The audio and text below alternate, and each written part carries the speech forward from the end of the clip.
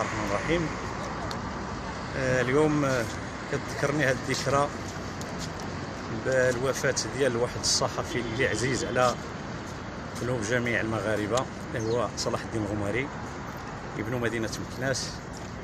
فخلى واحد الصورة طيبة في قلوب جميع المواطنين، فكان نطلبوا من الله سبحانه وتعالى يرحمه في هذا اليوم المبارك ان شاء الله. شكرا سيدي، الله يبارك فيك. الغماري هو كنشوفوا فيه ملي كان في الديور كاملين كانه ولا واحد منا، الله يرحمه. وبحال دوك الناس اللي عندهم ديك الشعبيه وكيفاش يحسسك بانه راه واحد هو انت، نتمناو يكونوا. هذا هو، حنا بحاجه لهاد الناس بحال صلاح الدين الغماري الله يرحمه. اليوم ذكرى الوفاة الثانية. نعم، واليوم ذكرى، وفي حق طاعت فيه مدينه مكناس، ولكن انا لله وانا اليه راجعون. شكرا. الغماري من اطيب خلق الله، انسان طيب، فقدوا البلاد تقاتهم مكناس. باش نقول لك رحمه الله، والله يوسع علينا وعليه ويوسع على امه سيدنا محمد. صحفي في المستوى، كان دروس في نشر رجوليه دروسيه. باش نقول لك الله يرحمه الناس، ما الله يرحمه ويوسع عليه، ودوك الناس بعدا ما لقاوش خو بحال هكا. ابن مدينة مكناس اللي خلى كل شيء يهضر عليه، لا قبل الوفاة لا بعد الوفاة. خلى واحد البصمه جميله بالكلام البسيط ديالو، خلى المغاربه انهم يديروا احتياطات وقت كورونا. كان منوس عباد الله، وكان تيهضر بواحد البساطه، واحد الطريقه جميله، ورحمه الله، والله يوسع علينا وعليه، والله يرحم جميع امه سيدنا. شكرا. السلام عليكم. شويه الصوت. مرحبا. الغماري هذا الرجل العظيم اللي باقي لحد الان في الاذهان ديال المغاربه، اللي ما نسيناش. انا شخصيا هذيك الشخصيه اثرت فيها بزاف. عرفناه كانه مقدم اخبار بارع، صحفي متميز خلوق. دخل البيوت ديالنا في خلال فتره الحجر الصحي، يعني دخل جميع البيوت المغاربه بدون اذن، عاش معنا واحد اللحظات التوعيه والارشاد. هذا الرجل هذا واخا معايا ما نهضر، يعني كل شيء قليل في حقه. رجل عظيم، شخصيه متميزه بزاف في المغرب، الله يرحمه في هذا النهار هذا. نطلبوا له المغفره والرحمه. رجل عظيم بكل المقاييس. خويا جواد، الغماري فاتنا بقى فيكم نهار ضروري، بقى فينا مسكين، بقى فينا بزاف. شنو بغيتي تقول له في هذا النهار هذا؟ الله يرحمه ويسهل عليه، الله يوسع عليه يا ربي. السلام عليكم. الله يرحمه ويوسع عليه، صلاح الدين الغماري ابن مدينة مكناس، صحفي متميز، وكنطلبوا له الرحمة والمغفرة. صراحة اليوم الذكرى ديال الثانية ديال الوفاة ديالو، شنو بغيتي تقول؟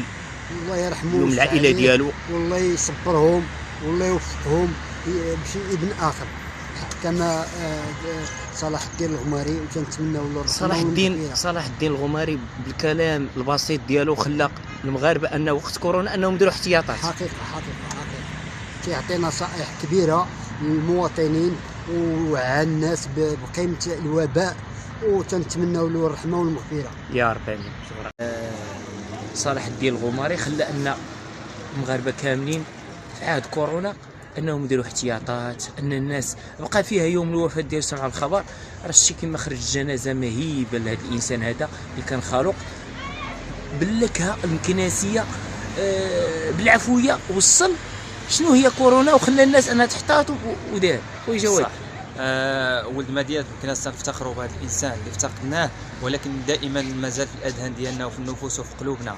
عمرنا ننساو هذا الانسان هذا، صلاح الدين الغماري، شخصيه غتبقى في التاريخ المغاربه.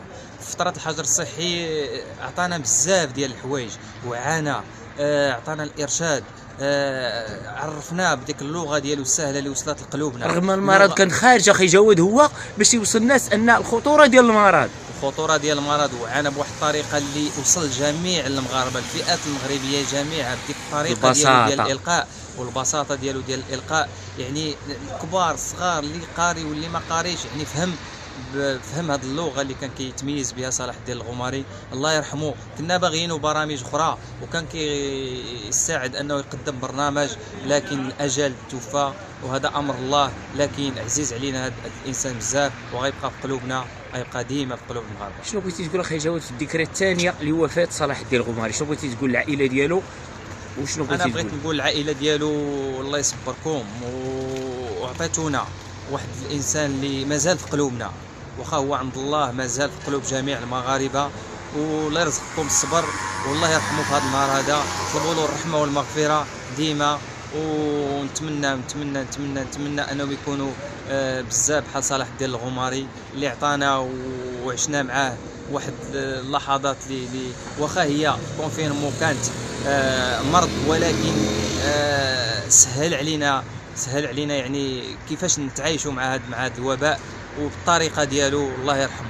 قلت لك واخا نعياما انني نهضر في حق هذا الشخص هذا يعني قليل حقه بزاف. نتمنى له المغفره، هذا هو اللي نتمنى. شكرا اخي جواد، شكرا.